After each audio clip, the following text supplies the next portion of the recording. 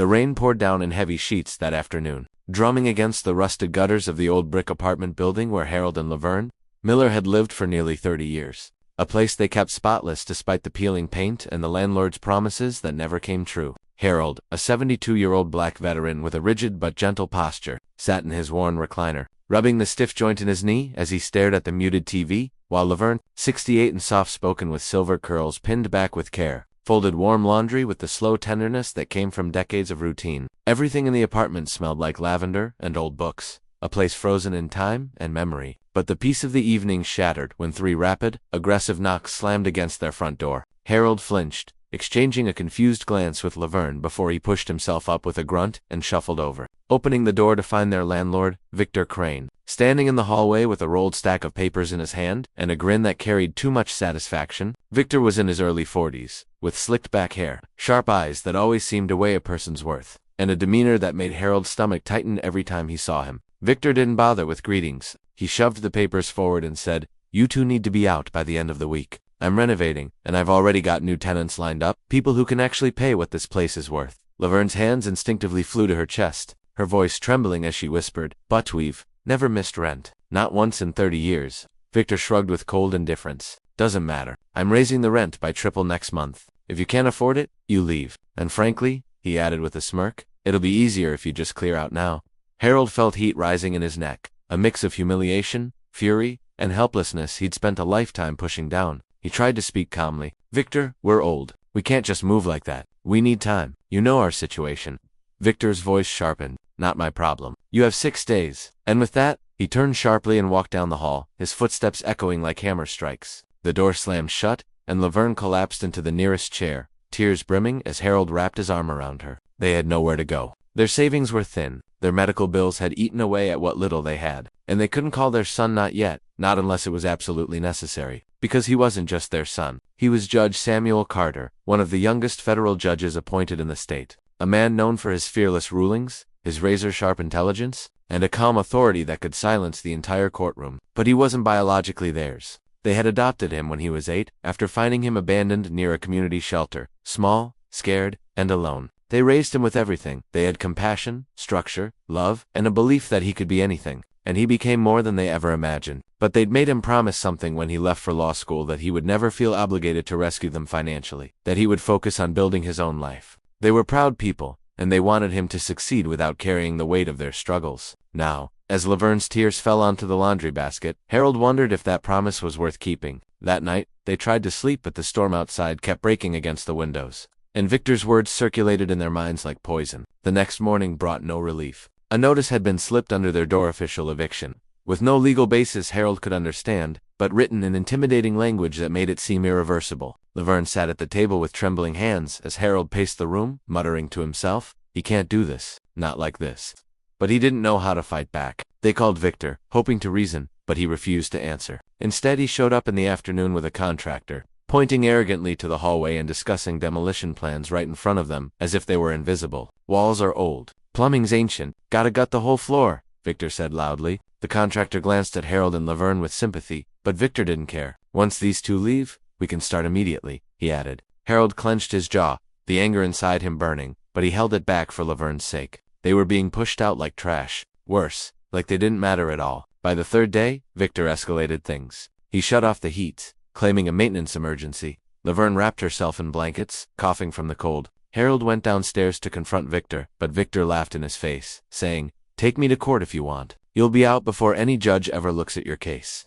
That was the moment Harold's patience broke. He stormed back upstairs, grabbed the old flip phone they kept for emergencies, and stared at it with hesitation. Samuel had warned them that people might try to exploit their connection to him. He had said, "Call me only when you truly need me." Harold whispered, "This counts," and dialed. The call went to voicemail, but Harold still spoke. "Son, it's Dad. We need help. The landlord is trying to throw us out. We didn't want to bother you, but I'm scared for your mama. Please call when you can."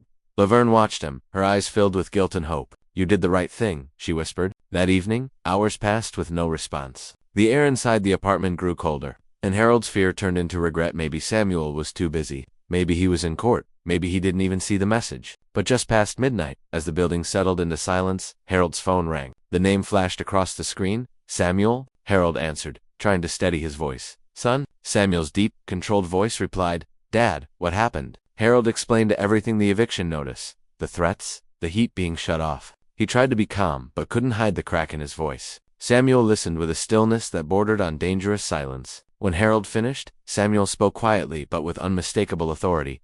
Sit tight. Do not leave. Do not sign anything. I'll be there soon. Harold exhaled shakily, but before he could respond, the doorbell rang. Harold and Laverne froze. It was almost 1 a.m. Another ring, louder. Laverne grabbed Harold's arm, whispering, Who's here this late? Harold slowly approached the door and looked through the peephole. His heart slammed in his chest. It wasn't Samuel. It was Victor holding a flashlight, with 2 unfamiliar men behind him carrying crowbars. Harold backed away from the door. Laverne whispered, voice trembling, Harold, what does he want now? But Harold already knew. Victor wasn't willing to wait 6 days. He had come to throw them out himself. And Samuel was still on the line. Dad? Samuel asked sharply. What's happening? Harold whispered into the phone. Son, he's here. And everything after that moment spiraled into fear, uncertainty, and a danger they never expected.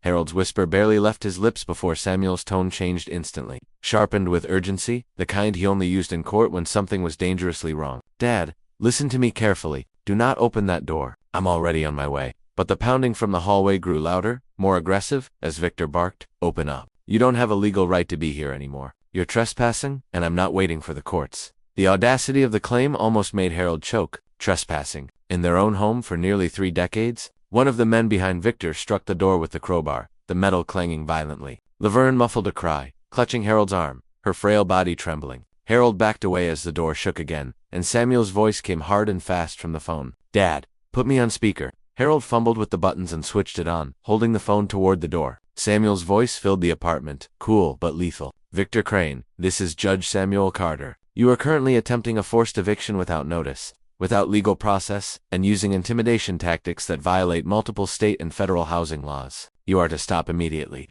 For a second, everything outside the door went still. Then Victor scoffed, though his voice wavered. Judge, cute trick. Anyone can pretend to be someone on the phone. Samuel responded, unshaken. You may confirm my identity with the U.S. District Court, but know this. Every word you say, and every action you take right now, is being recorded. And Mr. Crane, you are burying yourself. Another loud bang on the door followed, but this time the hesitation behind it was clear. One of the men muttered, Victor, I don't want any part of this if a federal judge is involved. But Victor snapped, he's bluffing. They're old. We can handle this before the courts even get involved. Inside, Harold's hands shook with anger and helplessness. Laverne, her voice trembling, whispered, Why is he doing this to us? But Harold had no answer. Samuel's car roared in the background over the phone. I'm pulling into the parking lot now, he said, his composure thinning. Dad, stay behind the couch. Keep Mom safe. Before Harold could move, a sudden loud crash shook the frame. Victor's men were trying to break in. Laverne screamed, and Harold pulled her behind him as splinters cracked from the top corner of the door. Then voices echoed from outside. Strong, commanding voices. Step away from the door. Drop the tools. Hands where I can see them. In the confusion, Harold and Laverne froze. Through the door, Victor shouted, What the who called you? And then came the unmistakable voice of Samuel, not through the phone this time, but from the hallway. I did, filled with a power Harold had only ever seen on TV when Samuel presided over high-profile cases. His son's voice cut through the chaos like steel. And unless you want to be arrested tonight, you will step back and comply. Harold rushed to unlatch the door just as the officers to city police and one federal marshal pinned Victor's hired men against the wall, confiscating the crowbars. Victor stood frozen, sweat gathering at his temples as Samuel stepped fully into view. Tall, broad-shouldered, in a charcoal suit still dusted with rain, Samuel looked nothing like the little boy Harold once carried on his back. He carried the weight of authority, confidence, and justice in every step. His eyes burned with fury not just as a judge, but as a son. Harold opened the door, and Laverne held her breath as Samuel walked in, and immediately pulled her and Harold into his arms, holding them tightly. You're safe, he whispered, the anger in him melting into trembling relief. I've got you. Nobody is putting you out. Harold closed his eyes, the fear finally cracking into tears he had held back for years. Outside, Victor stammered, This is all a misunderstanding. Samuel turned to face him, expression carved from stone. A misunderstanding? He repeated slowly. You shut off heat illegally, issued an unlawful eviction, and attempted to forcibly remove elderly tenants using armed intimidation. That's criminal misconduct, harassment, elder abuse, and unlawful entry. Victor backed up until he hit the hallway wall. I didn't mean for it to go this far. But you did, Samuel replied coldly, and now you'll face the consequences. The officers looked to Samuel for a signal, and Samuel nodded once. They placed Victor in cuffs as he shouted protests that sounded more pitiful than angry. His 2 hired men were detained as well. With the crisis diffused, Samuel guided Harold and Laverne back inside the apartment and closed the door gently behind him. The first thing he did was kneel in front of them, taking their hands. "Mom, Dad, why didn't you call me sooner?" Laverne wiped her tears with a shaking hand. "We didn't want to burden you. You worked so hard to build your life. We didn't want to pull you into our problems." Samuel's voice cracked for the first time. "You two are the reason I became who I am. You saved me when I had no one. I will always show up for you." Harold's eyes glistened, pride and gratitude mixing with years of love. The following day, Samuel took charge with the precision of a man used to commanding a courtroom. He filed emergency injunctions, documented everything, and had the building inspected. Violations piled up faster than Victor's lawyers could respond. Within 48 hours, Victor lost ownership of the property, thanks to his long record of neglected repairs and illegal practices. The apartment building was placed under temporary management until a new, responsible owner could take control, and Samuel ensured, through a legally binding agreement, that Harold and Laverne would stay in their unit permanently, rent-free, with mandatory renovations to bring the home up to safety standards. When the workers arrived to repair the heating, fix the pipes, repaint the walls, and replace the broken stairwell lights, Harold and Laverne watched from their doorway with disbelief. A lifetime of fear and quiet acceptance melted away as they realized that real justice had finally found them. One evening, after the repairs were complete, Samuel visited again. He brought groceries, Laverne's favorite jasmine tea, and Harold's favorite newspaper, the one he always pretended not to look forward to. They sat together at the small kitchen table, the warm glow of freshly installed lights making the room feel almost new. Laverne reached across and took Samuel's hand. "We're proud of you," she whispered, "not because you're a judge, but because you never forgot where you came from." Samuel swallowed hard. "I could never forget the 2 people who gave me a home, a name, and a chance." Outside the window, children played in the courtyard. The building felt alive for the first time in years, safe, renewed, and inside that humble apartment, for Harold and Laverne, the nightmare had passed replaced by something they thought they might never feel again. Security, dignity, and the unshakable love of a son who refused to let anyone tear their family apart.